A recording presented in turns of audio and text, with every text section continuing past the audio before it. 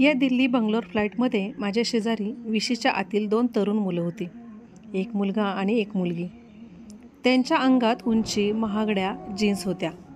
दोघांचेही केस इतके बारीक कापलेले होते की दोन्ही मुलं सारखीच दिसत होती. दोघांच्यात एवढाच फरक होता की त्या मुलीचे कान टोचलेले होते. दोघी च्युइंगम खात MP3 प्लेअरवर संगीत ऐकत स्वतःच्या नादात बसले होते. दोघे चांगल्या बड्या घरचे होते हे तर उघडच होतं. त्यांची संभाषण करण्याची मुळीच इच्छा नव्हती हेही दिसतच होतं. इतरांबरोबर बोलणं तर बाजूलाच राहो, ते एकमेकांशी सुद्धा बोलत नव्हते. संगीत आणि च्युइंगम या दोन्ही गोष्टी एकत्र आल्या की असंच होतं. थोड्या वेळानं मीच या शांततेचा भंग करून त्या मुलांशी बोलायचं ठरवलं. मी स्वतः कॉलेजात शिकवते, त्यामुळे तरुण मुलांशी बोलताना मला मोकळेपणा वाटतो. मला त्यांच्याशी बोलायला आवडतं. त्या वयात ही मुलं सहसा धूर्त किंवा काव्यबाज नसतात. ती उत्साहानं सळसळणारी, जराशी मुक्त असतात आणि त्यांचे विचारही ताजे, टवटवीत असतात. आधी मी उगीच इकडच्या तिकडच्या गप्पा मारल्या. दोघेही बंगलोरच्याच एका कॉलेजात शिकत होते. तो मुलगा व ती मुलगी चुलत भावंड होती व दिल्लीला आपल्या आजी आजोबांना भेटून आता परत चालली होती. त्या मुलीनं जरा चाचरत विचारलं, तुमच्याकडे तो काळ्या घोड्यावर स्वार झालेल्या बाईचा पुतळा आहे ना? छान खेळणं आहेत. ते बंगलोरला मिळत नाही का? तुम्हाला ते जवळ बाळगायला इतका त्रास होतोय, मग तरी ते तुम्ही काही खास कारणाने स्वतः घेऊन चाललाय का? ते खेळणं नाहीये, तो पुरस्कार आहे, मी तिला सांगितलं. आता तो तरुण मुलगा उत्सुकतेने विचारू लागला, तुम्हाला घोड्यांची खूप आवड आहे वाटतं?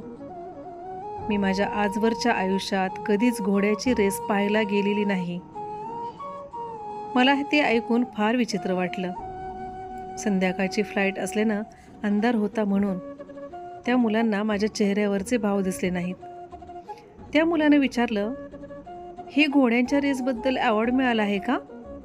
त्या सुंदर घोड्यावर एक बाई बसली आहे. त्या मुलांना माझा पुरस्कार पाहून फक्त रेसची आणि घोड्यांची आठवण झाली हे मला कळून चुकलं. त्या घोड्यावर आरूढ झालेली स्त्री कोण होती हे त्यांना मुळीच समजलं नव्हतं. आपण सांगावं का त्यांना? तुम्ही जरा तिकडे जाऊन तो पुतळा नीट निरखून बघा आणि जरा विचार करून तुम्हाला काय वाटतं ते सांगा, चालेल? मी म्हणाले. आम्ही तो पुतळा नीट निरखून पाहिलाय, म्हणूनच तर आम्ही तुम्हाला ते विचारलं, मुलं म्हणाली.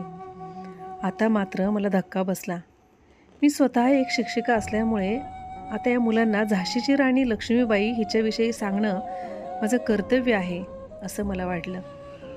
मला प्रत्येक तरुण मुलगा किंवा मुलगी हा एक विद्यार्थी वाटतो आणि त्याला ज्ञानदान करण्याची एकही संधी मी सोडली नाही असं माझ्या मुलाचं मत आहे व त्यावरून तो मला नेहमी चिडवत असतो. तुम्ही पहिल्या स्वातंत्र्य समराविषयी काही ऐकलं आहे का? मी त्या मुलांना विचारलं. हो, 1942 साली झालं ते, तो मुलगा म्हणाला.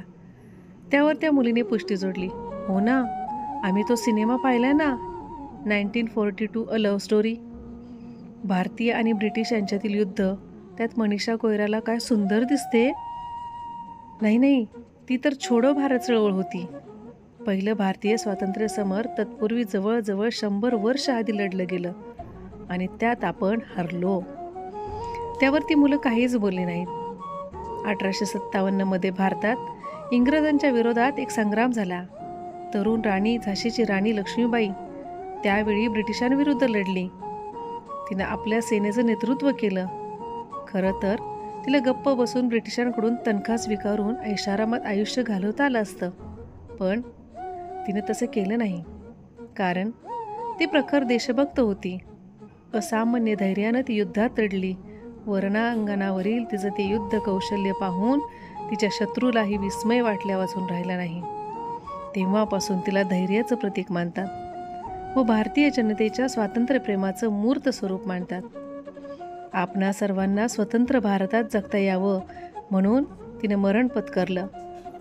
दोन्ही मुलं एक अक्षरही न बोलता गप्पपणे माझं बोलणं ऐकत होती आणि च्युइंगम न चघळता